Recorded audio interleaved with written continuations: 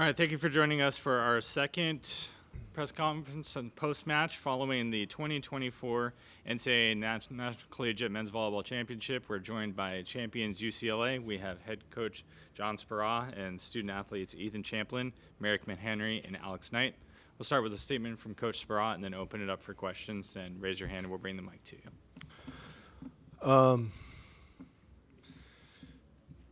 It's hard to summarize a match like this because there were little stories that played out at different points of the match. We got off to a slow start. I used both my timeouts by 12 in the first set, and I think the first story was just the amount of guts we had to be down early in their gym against a team that was feeling pretty good early, and for me to not have any more timeouts and for us to come back and win that set pretty handily, I thought was a complete and total team effort and a tremendous start to the match. Then we get off to a fast start in the second set and get a really big lead, and I think we'll learn some lessons from how we handled that emotionally. But they came back and chipped away because they had nothing to lose at that point, and they started bombing serves. And even though we won that set, they got some momentum at the end of that second set that carried them into the third. I thought we weathered that incredibly well and battled in a set where I didn't feel like we really had the momentum, but we somehow managed to get a set point or match point. And man, that swing that Godbolt took, it went right through. We almost won it in the third. And so when you almost win it and then you don't, it's really tough emotionally. And so the other story was just the amount, again, of guts that we had in the fourth set. And I felt like in the fourth set they were playing just a little bit better and making a couple plays, but we somehow just stayed tight. And then Rama came in and saved the day. And so then we made Ethan made an unbelievable dig, gave Rama a swing, and that was it. So I think throughout, I guess the theme of these stories would be just a lot of talk about it all the time in sports, resilience and toughness. We talk about it a lot, and they definitely exuded that today. Very proud of them for doing that. This was a hard match and a well-deserved win. All right, we'll start with Vinny Lopes here from Off the Block. Ethan, last year in Virginia, we saw you celebrate a national championship. This year, you celebrated an even more emotion. Can you just take us through what this moment, what this season meant that led to just that emotion that came out at the end of the match? Sorry, I'll speak as loud as I can. The past, just thinking about the past 4 years and the people that I've played with and the coaches and the experience, and knowing that this was my last game with these guys. There's a phrase that goes, all gave some gave all, and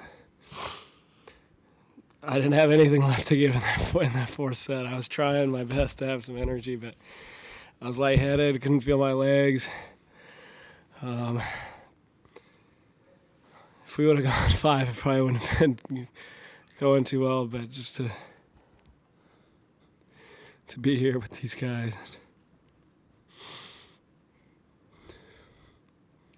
means a lot.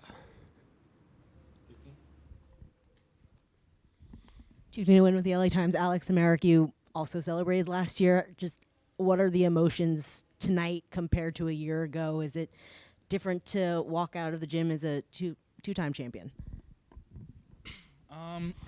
It definitely feels different just because this year honestly was a battle and it was a grind. And I think coming into this year, after coming into the beginning of this season, only losing our libero, I think we had a lot of different expectations on how this year was going to go and who was going to play and who wasn't. And I think as the season went on, it wasn't that. And I think that definitely stressed us out a little bit. But I think to get it done tonight after a season that really was, we were all about the process and we were all about being the best team tonight. Yeah, we wanted to be the best team in February, but ultimately we wanted to be the best team today in May, and I think we did that. So it honestly is really hard to put into words.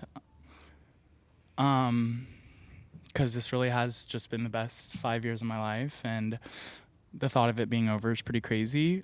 But to do it the way we did, and for our last year to be the hardest, I think that's pretty special. To still end up on top. So yeah, a lot of emotions for sure. Taran Rodriguez, host of Set Point on IE Sports Radio. It's a question for any of you, probably Coach. If you can headline this championship match, what would it be titled and why? Yeah.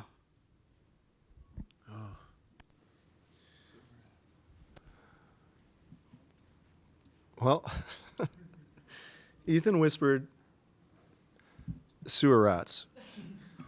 Now, you know, you're a little bit of risk when you come play at UCLA because your head coach majored in microbiome and genetics, and his favorite class when he was in undergrad was immunology.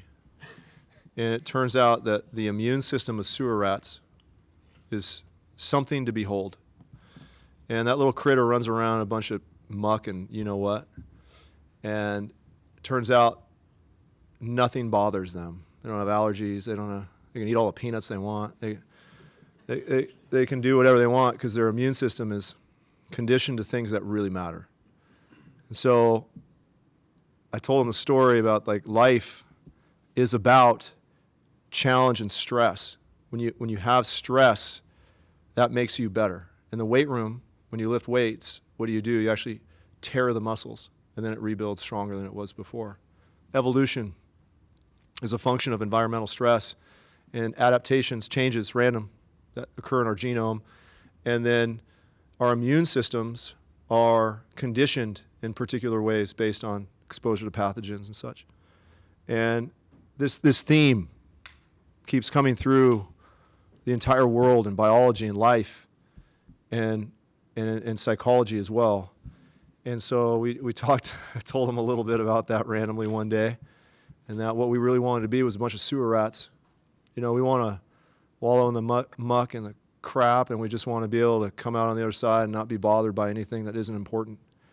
And I think maybe Ethan feels like that's the appropriate term for the story today. I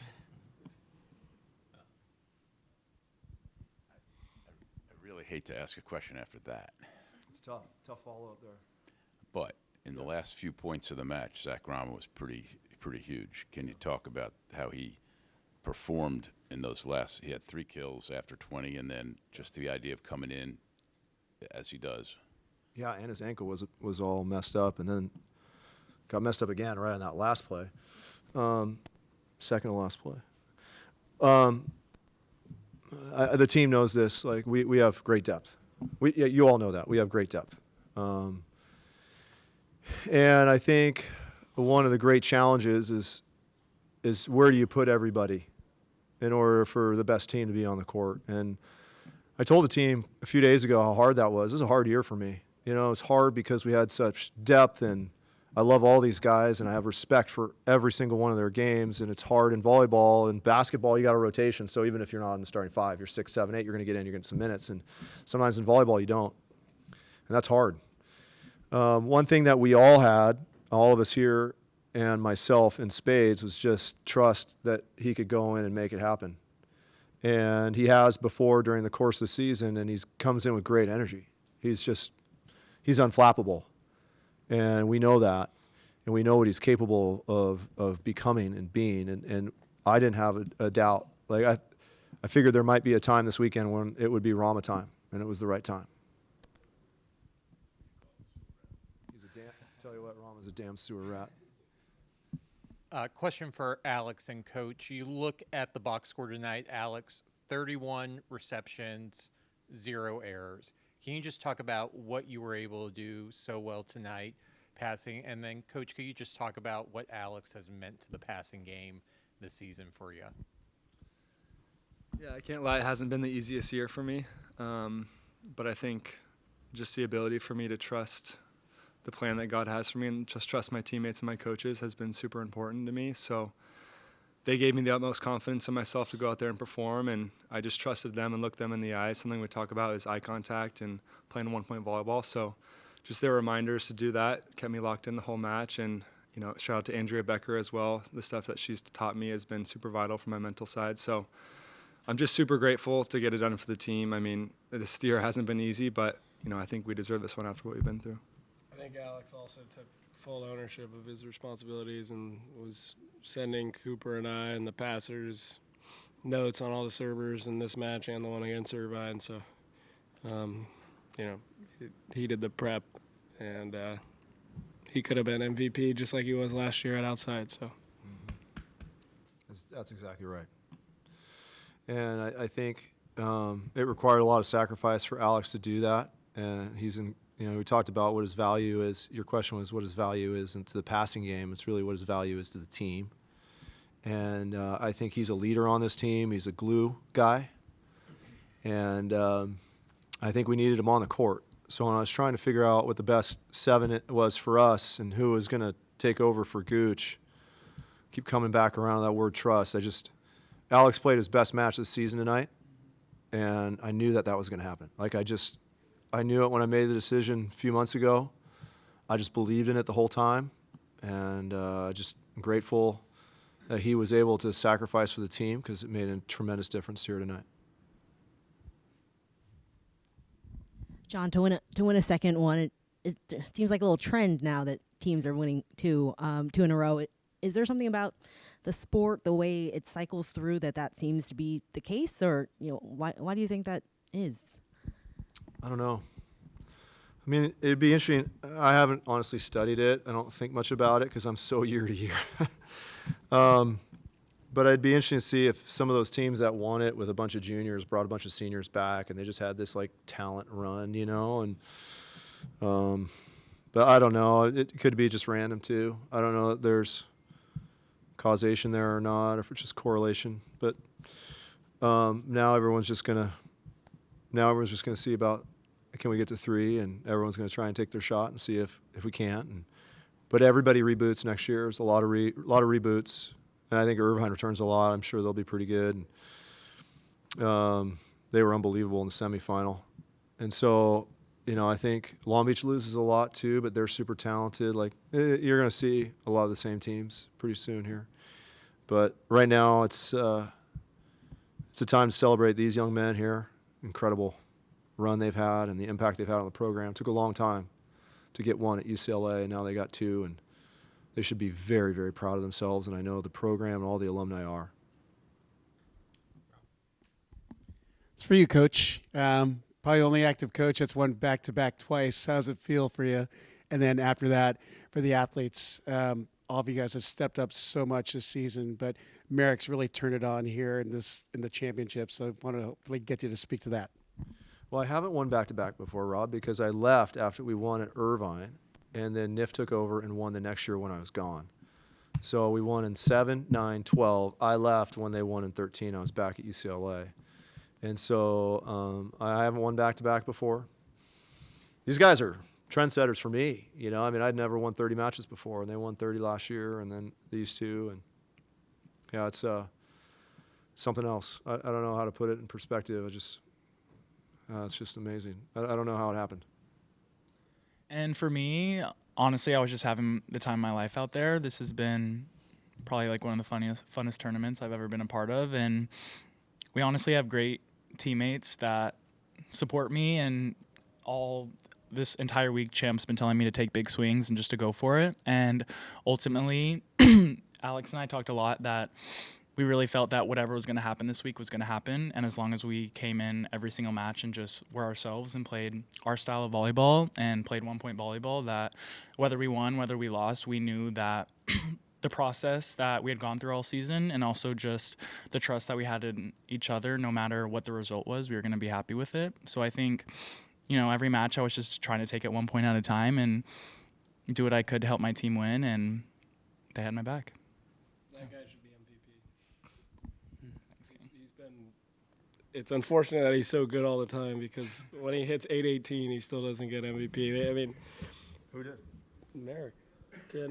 No. Who got MVP? Champ did. I did. Oh, congrats. Oh, but Merrick. It's unfortunate that he plays so well all the time because when he plays so well, it's just almost expected of him. But I know he doesn't care about the individual accolades, but that guy deserves it. And a question for Alex and Ethan. You both pretty much had your share at the libero position. Talk about the justification that liberos are just as important as the pin hitters. And did you predict that Ethan would be back at the outside hitter position? I'm not going to lie, libero's a lot harder than I thought it was. I think I was able to understand the role that I could play throughout as the season developed. So there's a lot that you can do on the court that's not touching the ball. So that's kind of what my focus was on. Obviously, do my best to get the passing where it needs to be so we can run our offense. But I was really just focused on being the best human I could be for the guys around me. And I know that I can provide, energy, support, because I'm coming in and off the court. So I have a lot of respect for liberos now. And then, yeah, I mean, I'm sure Ethan would have made the same sacrifice he did earlier. So, yeah, I mean, I'm just proud of the effort that he put in tonight too as well. Yeah, we were both just trying to be the best we could in that position, and neither of us really offered each other any advice. It was just, we had passed together next to each other for the past couple of years, so that was pretty natural for us. But I didn't know that I was going to be back when I played libero. I told Coach, whatever you need me to play, I'll play, and Alex ended up having to do that for us and had a hell of a career here at UCLA and can do it just as good at the libero position. So, Ellie Shermer from Volley Kings. I guess two-part question. First to John, what did it mean to have Al Skates in the crowd watching, winning your 21st championship for the program? And also the other part is for all of you guys. How do you guys and we make this win bigger for the sport, for men's volleyball, for the greater game? You guys are the winningest program in the history of any sport in NCAA, and it seems like it just goes by. How do we change that? How do you guys do that? Al and I are still good friends, talk frequently. I know how much it means to him. He shoots me texts after matches, and I just love the man. He did so much for me as a person. I'm really grateful that we're still close. I remember when I played for him, I didn't know him too well, and right away, it was probably a year after I'd graduated. I went up and I went into his office. I said, "Al, I'm thinking about coaching," and he laughed and he said, "I think you got to think about coaching women." I said, "Well, I don't know. I haven't really thought about it much." And he goes, "You know what? Doug Beal, who was the coach of the national team at the time, has just asked me to coach the World University Games team, which at the time was a big event for USA. And let me see if I can have you be my assistant coach." I said, "Great." Doug said yes, only because, I had no coaching experience, and that was a high-level U.S. team. I had no business being an assistant coach on that team. It was only because Al had such great influence.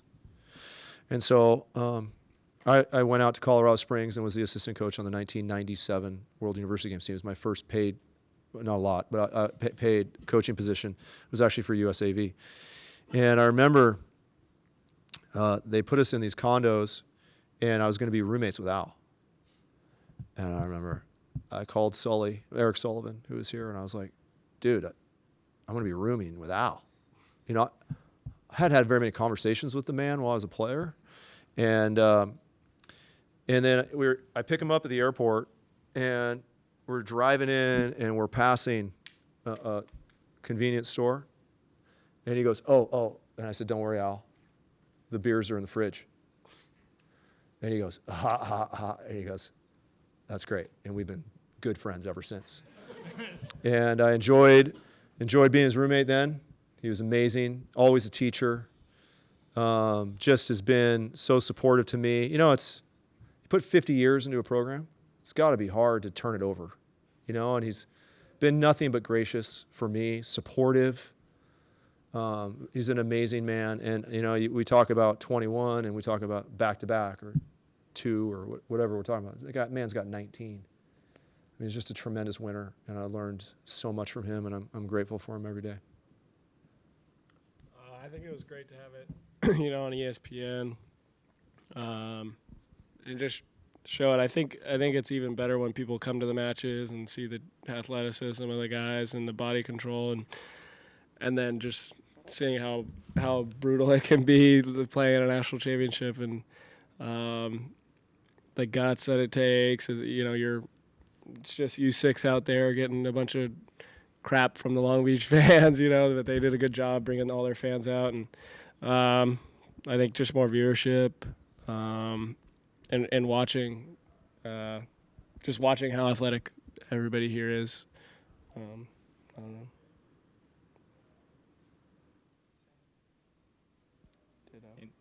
Anything else? All right. Thank you, gentlemen. Congratulations on winning the national championship.